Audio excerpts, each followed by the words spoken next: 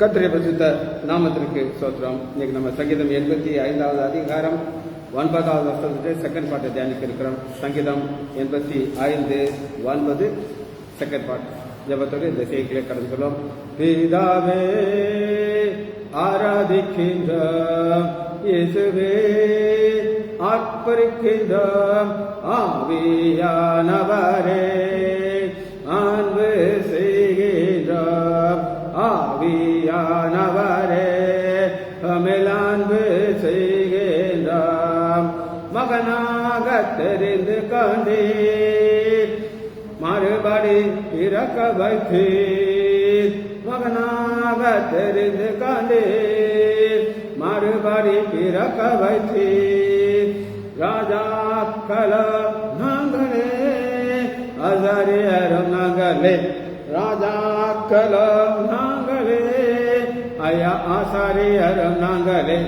ஓ பரபரா ரிகரபரா ரிக்கர ரிபசபரா, ஓ பரா ரிபரபரா, ஓ பரா உபரபரா ரிகரப ரிகரபரா ரிகசப ரிபரபரா.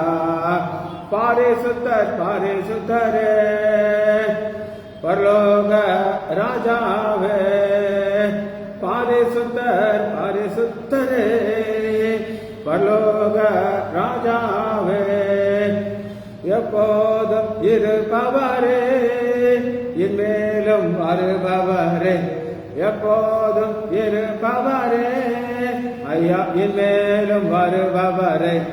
ஆராதிக்கின்றோம், ஆர்ப்பரிக்கின்றோம், அன்பு செய்கின்றோம். ஆமை ஆராதிக்கின்றோம், ஆர்ப்பரிக்கின்றோம், அன்பு செய்கின்றோம்.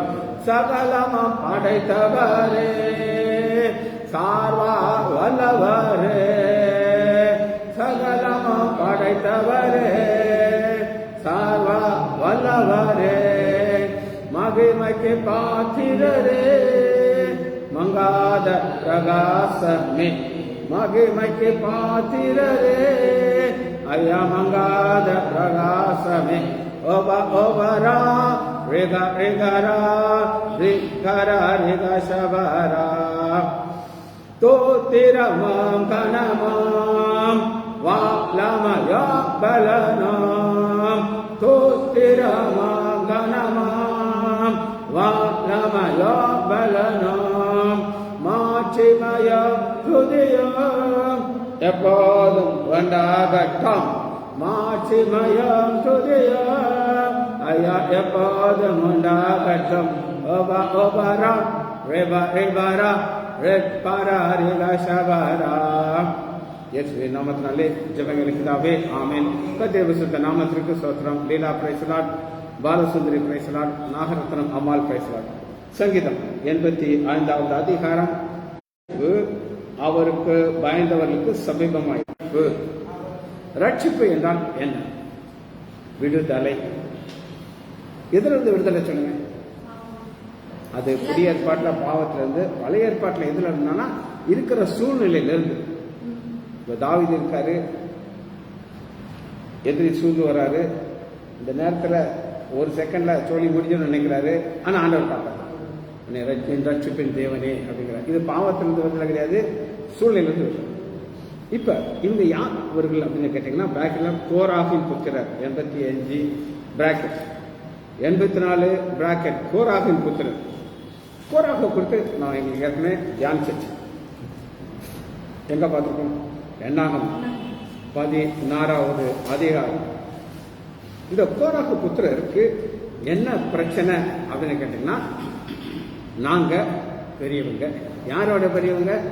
மோசையோட பெரியவங்க. அப்படி ஒரு பெருமை இருந்தனால ஆண்டவர் உங்களுக்கு என்ன செய்தார் அப்படின்னு கேட்டீங்கன்னா, அவர்களுக்கு தேவன் கொடுத்த கிருபையை சொல்லுகிறார். 16:8 பின்னும் மோசே லேவியரும் புத்திரரே.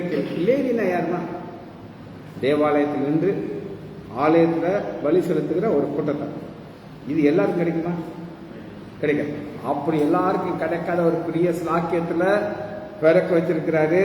ஆனாலும் அது அவங்களுக்கு தெரியல. 9 கர்த்தருடைய வாசஸ்தலத்தில் பணிவிடை செய்யவும். ஏமா உங்கள் ஆலயத்திலையும் இப்படி தான் இருக்கும். உங்கள் ஃபாதர் உள்ளே போவார்ல, அங்கே யாரும் போக முடியுமா? எக்கத்தில் பார்த்தீங்கன்னா இங்கே ராஜகுமார்னு ஒருத்தர் இருந்தார். அவருக்கு எங்கே இருக்காரு? அந்த பலிபடத்தில் நிற்கிறாரு. பெரிய அங்கேயே போட்டிருப்பாரு அவர். புரியுதா உங்களுக்கு? அப்போ அவரால் மட்டும்தான் உள்ளே போக முடியும். எதுக்குள்ள போக முடியும்? அதான் சொல்றாரு, வாசிங்க. சபையாருக்கு ஒன்று. நாங்கள்லாம் எங்கே உட்காந்துட்டு இருக்கோம்? இங்கே உட்காந்துருக்கோம். நான் தாயா நான் வழிநடத்தின சொல்ல முடியுமா? சொல்ல முடியாது. நாங்கள் முறை எங்கே தான் பார்த்துட்டு இருக்கணும்? உட்காந்து வாசிங்க. சபையாரின் முன்னின்று அவர்கள் செய்ய வேண்டிய வேலைகளை செய்யவும் உங்களை தம் மண்டையில் சேரும். பெரிய ஒரு கிருபம். ஏமா இன்னைக்கு என்னன்னா இனி வர்ற காலத்தில் 1000 வருடாசத்தில் 2 ஊழியம் இருக்குது. ஒரு ஊழியம் என்ன அப்படின்னு கேட்டா ராஜாக்கள் ஊழியம், இன்னொரு ஊழியம் ஆசாரியர் ஊழியம். அந்த ஊழியத்தை தம்மண்டை சேரவும்னா ஒரு காலத்தில் இருந்து நமக்கு இது கிடைக்க போகுது. வாசிப்பாங்க, வெளிப்படுத்தல் எடுத்துக்கோங்க. 21வது அதிகாரம் 4வது வெளிப்படுத்துதல் 22:4. அவருடைய ஊழியக்காரர் அவரை சேவித்து அவருடைய சமூகத்தை தரிசிப்பார்கள். அவருடைய நாமம் அந்த சமூகத்தை தரிசிப்பார்கள்னா சதா காலங்கள் என்ன சொன்னமாக தான் இருக்கு. இப்படிப்பட்ட ஒரு சிலாக்கியத்தை ஆண்டவர் யாருக்கு கொடுத்தார் அப்படின்னு கேட்டீங்கன்னா கோராகுக்கு கொடுத்தாரா? இப்போ அவங்க 16வது அதிகாரம் 10வது. அவர் உன்னையும் உன்னோடு கூட புத்திரராகிய உன்னுடைய எல்லா சகோதரையும் சேர பண்ணினதும் உங்களுக்கு அற்ப காரியம். இந்த அற்ப காரியங்கள் என்ன நான் சொல்றேன். ஏமா முதல்ல பெரிய சந்தோஷமா இருக்கும். ஒரு தம்பி பாஸ்டர் அங்கி போடுவார். அங்கி போடும்போது எப்படி இருக்கும் அவருக்கு? பெருமை. நம்ம அவர் பைக்ல போனாலும் எதான் போட்டு போவாரு? பார்த்துக்க எதாவது போவாரு அங்கே எல்லாரும். அது இல்லைன்னா இவருக்கு ஏதாவது கூப்பிடுவீங்களா? இவருக்கு கூப்பிடுவீங்களா? அங்கே போறாங்க. அது ஒரு பயங்கர பெருமை. ஆனா இங்க என்ன சொல்றேன்னா அற்ப காரியம். அதாவது ஆரம்பத்துல ரொம்ப சந்தோஷமா இருக்கும். ஐயோ ஆண்டவர் என்னை தெரிந்து கொண்டாரே, இந்த அங்கேயெல்லாம் போட்டிருக்கேனே, அவர் சமூகத்தில் நிற்கிறேன்னு. ஆனா கொஞ்ச நாள் அதை போர் அடிச்சு. இப்பொழுது ஆசாரியர் பட்டத்தை தெரியும். இந்த ஆசாரியர் பட்டங்கிறது என்னன்னா ஒரு ஹை லெவல்ல ஆண்டவர் பட்டாங்க. இதுக்கு காரணம் அடுத்த வசனம் பாருங்க. இதற்காகவோ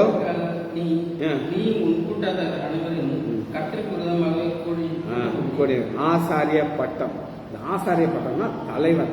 நான் மோசேக்கு மேல இருக்கு. எப்படி இருக்கணும்? மோசேக்கு 4வது வசனம் பாருங்க. மோசே அதை கேட்டு முகம் குப்புற விழுந்தான். அவருக்குள்ள என்ன இருந்துச்சு? தாழ்மை இருந்துச்சு. ஆனா இவங்களுக்கு பெருமை இருந்தனால பாருங்க முறுமுறுக்கிறதை எம்பாக்கிறோம். 11வது வசனம் என்னாகமும் 16:11. நீங்கள் ஏமா 16:11 கூட்டம் கூடினர். விரோதமாக கூட்டம் கூடுதான் பெரிய பிரச்சனை. ஏமா எங்க ஆலயத்தை புதுப்பிக்கிற ஒரு ஸ்கீம் இருந்துச்சு. பாஸ்டர் சொன்னாரு இப்படி நாங்கள் செய்யணும். எங்களுக்கு பெர்மிஷன் கொடுத்தாங்க. எங்கேருந்து? டயசிஸ். ஆனால் ஒரு கூட்டத்தார் கூடி அவங்க போஸ்டர் அடித்து இதை நடக்கக்கூடாது அப்படின்னாங்க. அவரு கண்டுக்கிடவே இல்லை. இந்த ஆலயம் யாருடைய ஆலயம்? ஆனால் அவர் டைரக்டா வந்து சொல்ல மாட்டார். அதுக்குன்னு ஒரு பவர் உள்ள ஒரு மக்கள் வச்சு, அது டயசிஸ். எங்க இருக்கு? மதுரையில். அந்த டயசிஸ் பெர்மிஷன் கொடுத்தாச்சுன்னா பாஸ்டர் தான் இல்லை சார். இப்போ இந்த ஆஸ்பத்திரியை உடைக்க முடியுமா? முடியாதா?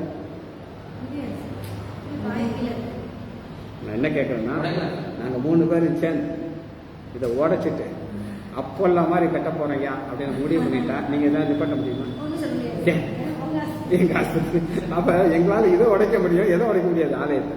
அதான் விரோதமாக முறுமுறுக்கிறது என்ன. அப்ப உங்களுக்கு என்ன இல்லை? தேவ பயம். சரி, உங்களுக்கு பேக்ரவுண்ட் காமிச்சாச்சு. இப்ப தேவ பயத்துக்கு நம்ம பார்க்க போறோம். இதான் சங்கீதம் 85வது அதிகாரம் 9 செகண்ட் பார்க்கணும். அவருடைய ரட்சிப்பு அவருக்கு பயந்தவர்களுக்கு சமீபம். சரியா? இப்ப 2 வகையான பயத்தை நம்ம பார்க்கணும். ஏசாயா 54வது அதிகாரம் 14. இதோ கருநெருப்பை ஊதி தன் நீதிக்கு ஸ்திரப்படுத்துவார், கொடுமைக்கு தூரமாக பயம் இல்லாது இருப்பார். பயம் இல்லாது இருப்பார். இந்த பயம் இல்லாது இருக்கிறது யாருக்கு அப்படின்னு கேட்டீங்கன்னா, அவருடைய பிள்ளைகளுக்கு ஆண்டவர் கொடுத்துருக்க விசேஷமான ஒரு கிருபம். இப்போ நான் ஒரு பாடுகள் வழியாக போகிறேன், என் மக குடும்பத்தில் பெரிய பிரச்சனை வருது, அடிதடி போகுது, நான் பயப்பட மாட்டேன். ஏன் பயப்பட மாட்டேன் அப்படின்னு நீங்கள் கேட்டிங்கன்னா, ஆண்டவர் எங்களுக்கு என்ன ஒரு ஆசீர்வாதம் கொடுத்துருக்கிறார் அப்படின்னு கேட்டிங்கன்னா 10வது வருஷம். மலைகள் விலகினாலும் பர்வதங்கள் நிலை பெயர்ந்தாலும் என் கிருபை உன்னை விட்டு விலகாமலும். என் ஆண்டோடைய கிருபை என்னோட கூட இருக்கு எனக்கு தெரியும், அதனால பயம் இல்லாது. ஏமா சூழ்நிலையை பார்த்தா அப்படி இருக்கும், ஆனா இது அவர் கொடுத்திருக்கிற ஒரு ஆசீர்வாதம். அடுத்து என் சமாதானத்தின் உடன்படிக்கை நிலை பெயராமல் இருக்கும். சமாதானத்தின் உடன்படிக்கை. இந்த சமாதானத்தின் உடன்படிக்கை ஒன்று சொல்லிட்டாருமா, இது யாருக்கு? அவர் பிள்ளைகளுக்கு கொடுத்துட்டார. அப்ப நம்ம பயப்படணும்னா பயப்படக்கூடாதா? பயப்படாம இருந்தா தான் நீ இந்த வாக்குத்தத்தத்தை விசுவாசிக்கிறேன்னு சொல்லு. சரியா? எனக்கு பெரிய ஆசீர்வாதம் உலகத்திலேயே இங்க உட்கார்ந்துட்டு 15 உன் பிள்ளைகளுடைய சமாதானம் பெரிதாக இருக்கும். என்னது? பிள்ளைகளுடைய சமாதானம் பெரிதாக இருக்குன்னா என்ன அர்த்தம்? உன் பிள்ளைகள் உனக்கு கீழ்ப்படுகிறாங்க, சொல் பேச்சு கேட்டு உனக்கு பிரியமான காரியத்தை செய்றாங்க, செஞ்சு ஆண்டவர் அவங்களை ஆசீர்வதிக்கிறாரு. அதை பார்க்கும்போது நமக்கு எப்படி இருக்கும்? எனக்கு நிறைய கோடியா ஆண்டவர் கொடுத்துட்டே இருக்காரு, பிள்ளைய கஷ்டப்பட்டா எப்படி இருக்கும்? நம்ம கொடுத்து நிறையுமா? நிறைய. சில வருஷத்துக்கு முன்னாடி என் மக எனக்கு பைபாஸ் ஆப்ரேஷன் நடக்கும். அப்போ அவங்க சம்மந்தி 1 லட்ச ரூபா கொடுத்து, நம்ம பாரு அப்பாவுக்கு எல்லாமே நீ தான் இதில் செலவழிக்கும், மீதி ரூபாய் கொண்டு என்கிட்ட கொடுக்கூடாது, மீதி அப்பாட்ட கொடுத்தோம். அதாவது ஃபீஸெல்லாம் கட்டியாச்சு, கை செலவுக்கு எவ்வளவு எல்லாம் அவள் தான் கட்டுறா, சாப்பாடு வாங்கி கொடுக்குறா, எல்லாத்தையும் கொடுக்குறா. கொடுத்துட்டு அங்கே கொடுக்குற பெரிய பெரிய ஆசீர்வாதம் என்னது? இதான் என்னது? உன் பிள்ளைகளுடைய சமாதானம் பெரிதாக. சரி தம்பி, எப்படி இங்கே வந்து பைக்கில் பாரு, இங்கே வந்து பைக்கில் பாரு, இப்போ வந்துயா வந்து பைக்கில் பார்த்தா தான் தெரியும். சரி, இப்போ நாங்கள் என்ன தியானிக்கிறோங்கிறத முதல்ல சொல்லி லேட்டாக வந்தாலும் உங்களுக்கு சொல்லிடுறோம். இப்போ நாங்கள் தியானிக்கிற வாசனம் என்ன அப்படின்னு கேட்டிங்கன்னா, எடுத்துக்கோமா, சங்கீதம் 85வது அதிகாரம் 9வது வசனத்தில் அவருடைய ரட்சிப்பு அவருக்கு பயந்தவருக்கு சமீபமாக இருக்கும். இது யார் அவர்கள் அப்படின்னு நீங்கள் கேட்டிங்கன்னா, பிராக்கெட்டில் பார்த்தா தான் புரியும். கோராகின் புத்திரர் இருக்கா? அதே இதை பார்த்தீங்கன்னா 84வது அதிகாரம் பிராக்கெட் கோராகின் புத்திரர். இந்த கோராகின் புத்திரர் யார் அப்படின்னு கேட்டிங்கன்னா, என்னாகமம் 16வது அதிகாரத்தில் ஒரு கூட்டத்தார் மோசைக்கு விரோதமாக எழுந்துகிறாங்க. மோசைக்கு விரோதமாக இருந்துச்சு. அவங்க என்ன செய்றாங்க அப்படின்னு கேட்டிங்கன்னா, 16:3 ஏன் உங்களை உயர்த்துகிறேன்னு சொல்லி என்ன செய்றாங்க? மோசைக்கு விரோதமாக பேசுறாங்க.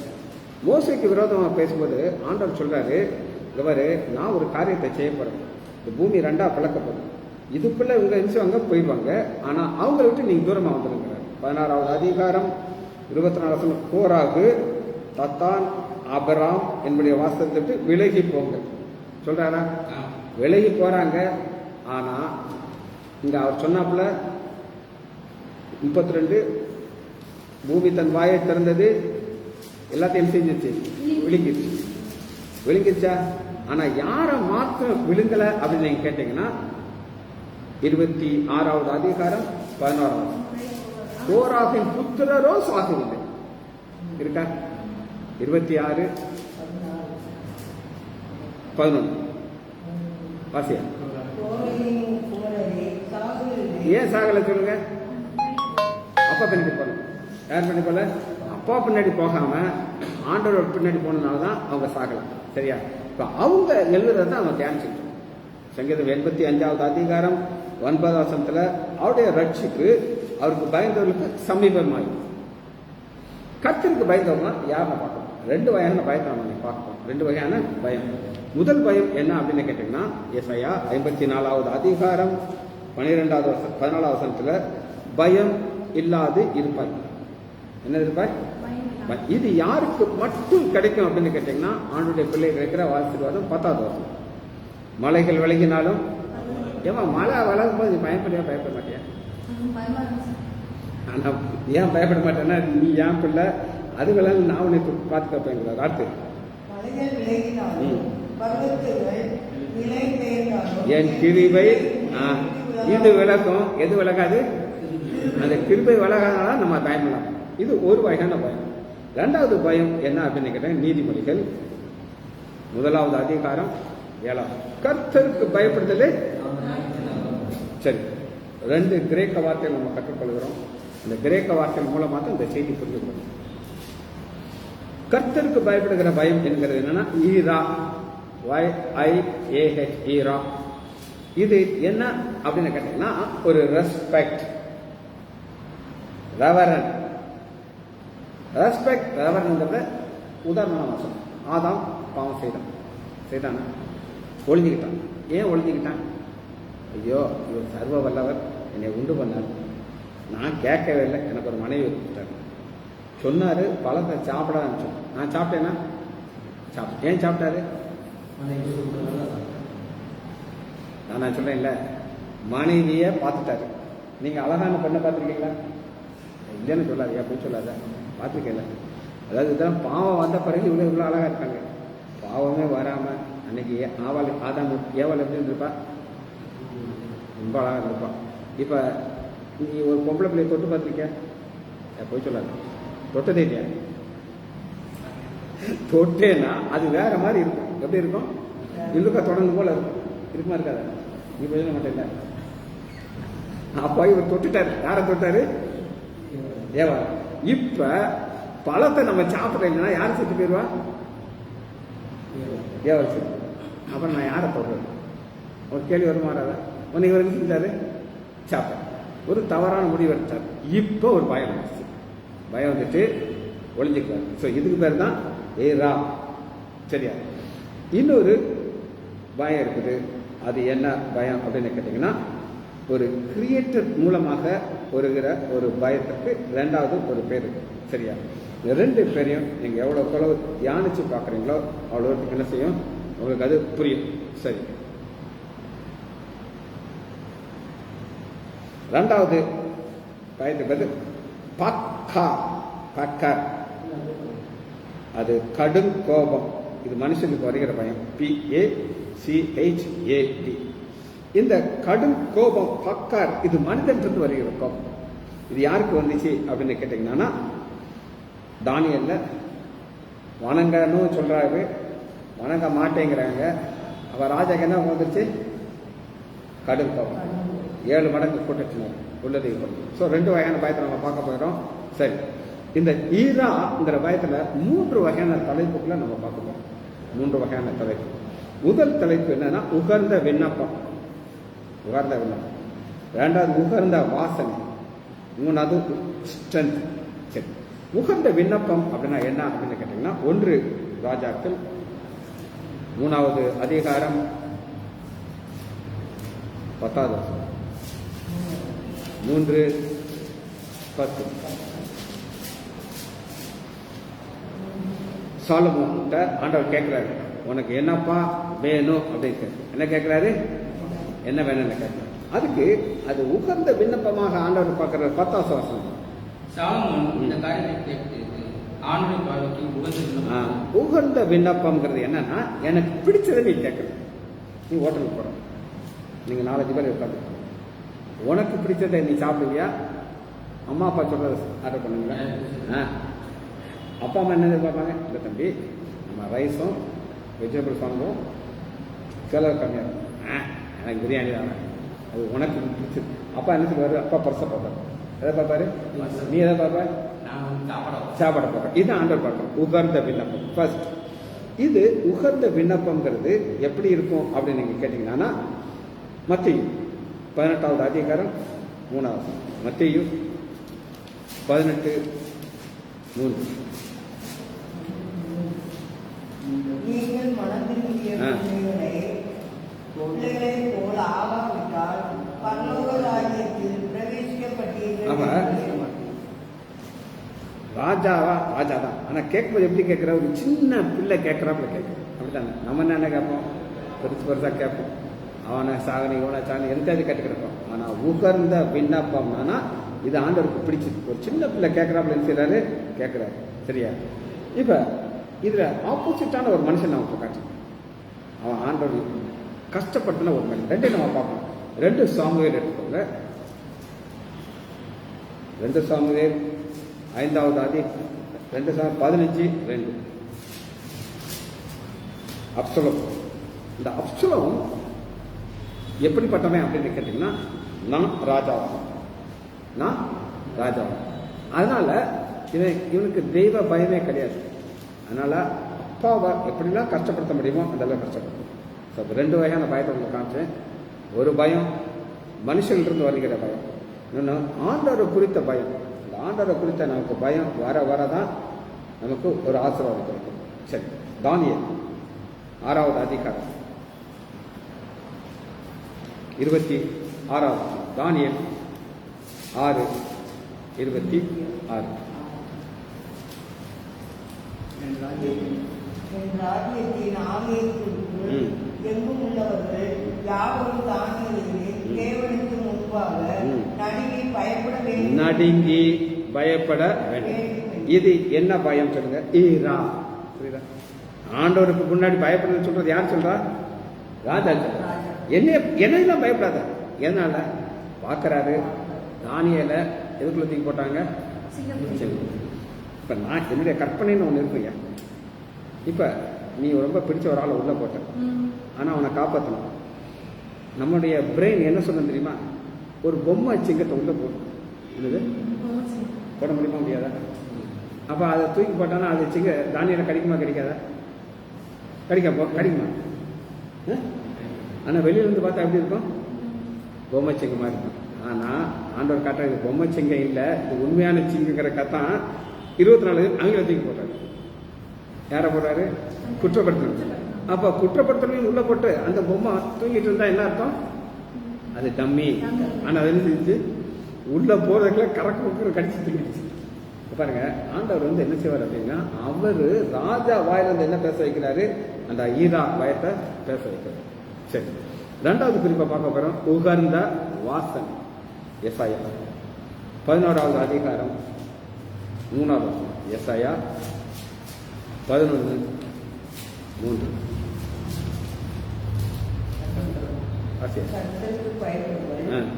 கர்த்தருக்கு பயப்படுதல் ஈரா. எப்பவுமே சொன்ன அந்த ஈராங்கிற ஒரு கிரேக்க வார்த்தை சொல்லியாச்சுன்னா அது மறக்காது. சரியா? வாசிங்க. உகர்ந்த வாசனையா.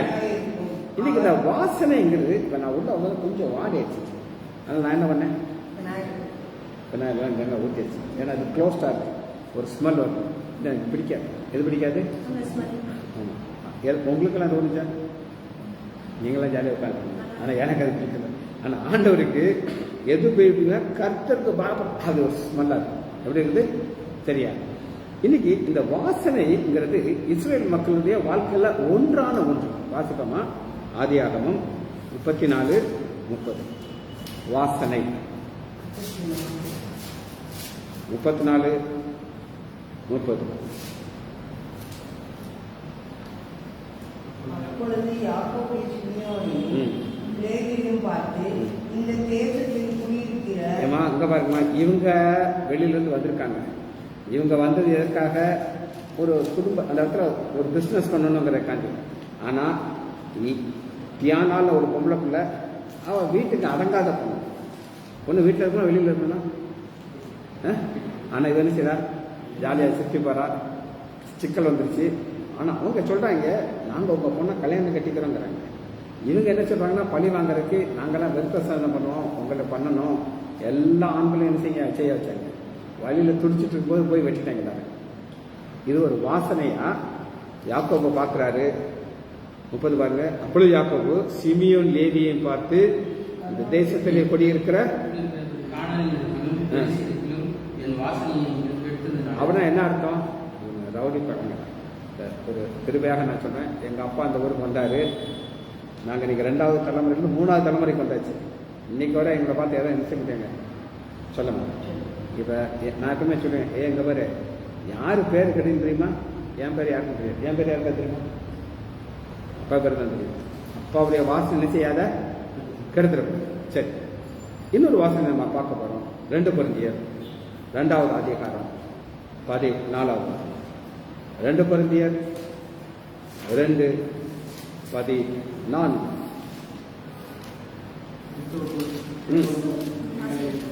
ஆசியா, வெற்றிக்கிறக்க பண்ணி எல்லா இது யாருக்கு இந்த ஆசீர்வாதம்? கிறிஸ்துக்கு உள்ள இருக்க. என்னது? அதுக்கு கிறிஸ்துக்கு உள்ள இருக்க, வெளியே இருக்கிறது தெரியும். நீங்க கோயில் போனியா? போனியா? நீங்க பாஸ்ட் என்ன செய்தி சொன்னாரு? நீ ஞாபகம் இருக்காது, மறந்துருக்க. அவர்கிட்ட கேட்கிறேன். அப்ப நீ நீ உள்ள இருந்தியா வெளியில இருந்தியா? இவர் யாரு? மாமா சொல்றாரு, அவர் வசனத்தை சொல்லிட்டாரு, அவர் உள்ள இருக்காரு. நீ உடம்பு இருக்கிறதுல இருக்கு, நீ வெளியில போயிட்ட. புரியுதா? அதனாலதான் கிறிஸ்துவுக்குள்ள இது சின்ன டெஸ்ட். என்னது? ஒரு தடவை ஒரு பெந்தேகோஸ்து அம்மா வந்துச்சு. அது சும்மா இருக்கணும்ல. இந்த மாதிரி ஒன்றே மாதிரி ஒரு வாலிப பையன் அவனை பார்த்து, இவர் எங்க மாப்பிள்ள தான் பாஸ்டர், இவர் தான் கேஷியை போடுவார் அப்படின்னாரு. இது நடக்கிறது திங்கக்கிழமை. நீ அதே நாள்லேயே மறந்துட்டு நீ நல்ல பையன். அவன்கிட்ட கேட்குறேன், உங்கள் அப்பா என்ன செய்தி கொடுத்தாருன்னு சொல்லி. அவன் அப்படியே பார்க்குறான். ஏயா அம்மாவுக்கு வைத்தியம் பார்க்க வந்தா ஊசியை போட்டு அனுப்புவையா? நீ இந்த கேள்வியில் கேட்கலாமா? நான் பையன் கேட்டேன், நீ உள்ளே இருந்தியா வெளியே இருந்தியான்னு கேட்டேன். உள்ளதான் இருந்தேன் சார்ங்கிறார். எங்கே இருந்தார்? இப்போ மல்கியா. சரி, இப்போ ஹிண்ட் கொடுத்தாரு. நீ ஏதாவது அடுத்து ஏதாவது ஒன்று சொன்ன 3:10 சொல்லியா?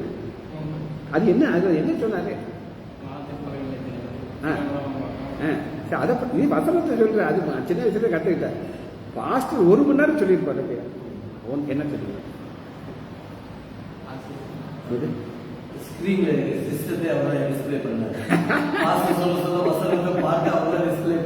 பார்த்துக்கோ, நீ உள்ளே இல்லை. எங்க இல்லை? புரியுதா? டிஸ்பிளே பண்ணிட்டும் வேலை முடிஞ்சிச்சு. அப்பா இல்லை எதுக்கு சொன்னேன்னா, நான் ரட்சிக்கப்பட்டது கிழவனானதும் நான் ரட்சிக்கப்பட்டேன். உன் வயசுலலாம் சேட்டை பண்ணிட்டு இருக்கிறேன். புரியுதா? ஆனா இந்த கிறிஸ்துவுக்குள்ள இருந்தா தான் இந்த ஆசை. நீ உள்ள இருந்தே வெளியே இருந்தியா? வெளியே இருந்து உடம்பு எங்க இருந்துச்சு? நீ உன் மைண்டெல்லாம் எதையா நினைச்சிட்டு இருக்க. புரியுதா? ரைட், வாசி பார்ப்போம். எப்பொழுதும் எப்பொழுதும் தம்பி இப்ப மாட்டிக்கிட்டாங்க. இல்லை உனக்காண்டி நான் சந்தோஷப்படுறேன். நீ அந்த இடத்துல உட்காந்து ஆண்டோட ஊழியம் செய்யறேன். அப்படிதானே? உட்காந்து நீ ஆர்த்தி எழுத செய்ய. இப்போ நானும் எழுதியிருக்கேன். இது எங்கள் பாஸ்ட் சொன்ன செய்தியை, ஜோ டேனியல் சொன்ன செய்தியை 2வது எக்ஸ்பிளனேஷன் நான் கொடுத்தேன். புரியுது? நான் சொல்றது முதல் ஒருக்கா சொல்லியிருக்கேன். 2வது இன்னும் விளக்கம் பண்ணியிருக்கேன். இது எப்போ என்னால் முடியும்? எழுத முடியாது. சரி, வாசி. இது 2வது. 3வது குறிப்பை பார்த்து முடிக்க போகிறோம். உகர்ந்த வலிமை, ஸ்ட்ரென்த். ஆதியாகமம் 22வது அதிகாரம் 12வது வசனத்துல இதுக்கு ஒரு பயங்கரமான ஸ்ட்ரென்த் வேணும். என்ன ஸ்ட்ரென்த்து? 100 வயசுல பிறந்த பையன், உன் சைஸுக்கு இருப்பான். சின்ன பையன்லாம் கிடையாது. உன் ஹைட்டுக்கு இருக்கிற பையனை கட்டையில படுக்க வச்சுட்டு கத்தியை தூக்கி வெட்ட போறாரு. அதுக்கு என்ன வேணும்? ஸ்ட்ரென்த் வேணும். ஆனா ஆண்டவர் என்ன சொல்லுகிறாருன்னா, 12வது வசனத்தை வாசிக்க பார்ப்போம். அப்பொழுது அவன் கை போடாதே, அவனுக்கு செய்யாதே, பாராமல் பயப்படணும். இது என்ன பயம்? என்ன பயம்? ஈரா. புரியுதா? இது மனுஷங்க பார்த்து பயப்படுற ஈரா. ஆண்டவர் உடனே என்ன செய்யறாருன்னா, அங்க ஒரு ஆடை காட்டுறாரு. இருக்கா? அந்த ஆடு எப்படி அங்கே வந்துச்சு?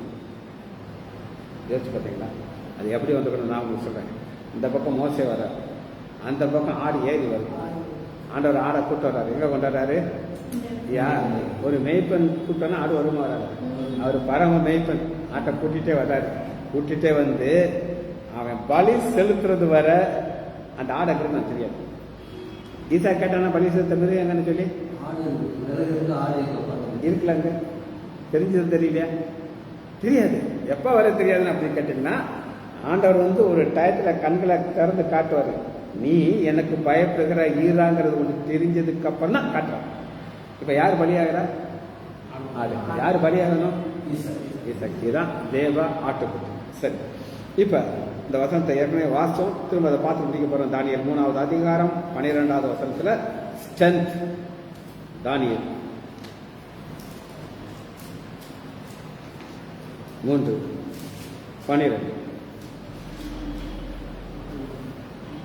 பாபிலோன் வாகனத்தில் சாத்ராக், மேஷாக், அபேத்நேகோ. இந்த 3 பேர் மட்டும் நிக்கிறாங்க, விட மாட்டேங்கிறாங்க. நிக்கிறது லேசா, விடுகிறது லேசா. வா, உழுதி போட்டுருவாங்க, சூழல் தூக்கி போட்டுருவாங்களா இல்லையா? நம்மளாம் என்ன செய்வோம்? உழுதுருவாங்க. யார் எல்லாரையும் மாதிரி நம்ம என்ன செய்வோம்? ஆனா நிக்கிற இந்த 3 பேர்ல ஒருத்தன் மட்டும் உளுந்திருந்தா மற்றவன் என்ன செஞ்சிருப்பாங்க? 3 பேர்ல ஒருத்தன் உளுந்துருத்தான் செஞ்சிருப்பான். அவன் புத்திசாலித்தனம் விழுந்துட்டான். நம்ம என்ன செய்வோம்? விழுந்துருவோம். ஆனா விழாதனால ஆண்டவர் ஸ்பெசிஃபிக்கா எதை அனுப்புறாரு தெரியுமா? அக்னி அனுப்புறாரு. இவங்களை எப்படி பார்க்கறோம் அப்படின்னு கேட்டீங்கன்னா 23வது வசனம் பாருங்க. கட்டுண்டவர்களாக இருக்கா? 23 கட்டுண்டவர்களாக இருக்கா? கயிறு வச்சு கட்டியிருக்காங்களே, கட்டியிருக்காங்க. சரியா? அடுத்து பாருங்க 24 கட்டுண்டவர்களாக அக்னியில போட்டோம். இது கட்டியிருக்கா கட்டலையா? கட்டலையா? ஆனா 25 வசனம் விடுதலை ஆக்கி அக்னி நடு. எப்படிமா யாருமா அவுத்து விட்டா? அக்னி போய் ஸ்பெசிபிக்கா அங்க போய் எங்க இருக்குது? காயத்துல. இப்படி இது யாரால செய்ய முடியும்? இப்போ நாங்கள் சர்ஜரி பண்ணும்போது இந்த மாதிரி எல்லாம் பார்த்துருக்கோம். நாங்கள் ஓப்பன் பண்ணுவோம், எதை கட் பண்ணணும்னு தெரியும். அடுத்தா போன் வந்துருமா இல்லையா? போன் போயிடும். நீங்கள் அடுத்தா என்ன புரியுது உங்களுக்கு? எங்களுக்கு நாங்கள் வயசாகி போச்சு, 84லேருந்து எனக்கு சர்ஜரி பண்ணிட்டு இருக்கோம். எங்களுக்கு எதை அர்த்தம் என்ன இருக்குன்னு சொல்லி. ஆனால் அக்னிக்கு தெரியுது எங்கே போய். அதனாலதான் அது அந்த என்ன செய்யுது, அது எங்கெல்லாம் செய்யலைன்னா 27வது வசனத்துல பாருங்க. சரீரத்துல வேலை செய்யல, தலைமயிர கருகலை, அக்னி வீசவே இல்லை. அப்ப ஆண்டவர் என்ன அனுப்புறாரு? கடும் கோபம்ங்கிறது 19வது வசனத்தை வாசிமா. 19வது வசனம் பாருங்க. கடும் கோபம். கோபத்துல என்ன கோபம்? இது பார்க்க. சரியா? ஜெபிச்சு படிப்போமா? மகா இரக்கமும் கருவியமில்ல பிதாவே, துதிக்கிறோம் ஐயா. நீ நல்லவரையா, இரக்கமுள்ளவரையா, ஆசீர்வதிக்கிறீரையா. கோராகு புத்திரர் இருக்க ஒரு பயத்துக்காக நன்றி ராஜா. இந்த இராபயம் நாங்கள் அதோடு வாழ உதவி செய்ய பிள்ளைகளோடு வரையும் என் ஆண்டவராகிய இயேசு கிறிஸ்துவின் நாமத்தினாலே ஆசீர்வதிக்கிறேன். இயேசுவின் நாமத்தினாலே ஜெபங்கள் பிதாவே. ஆமென், ஆமென். ஃபினிஷ்.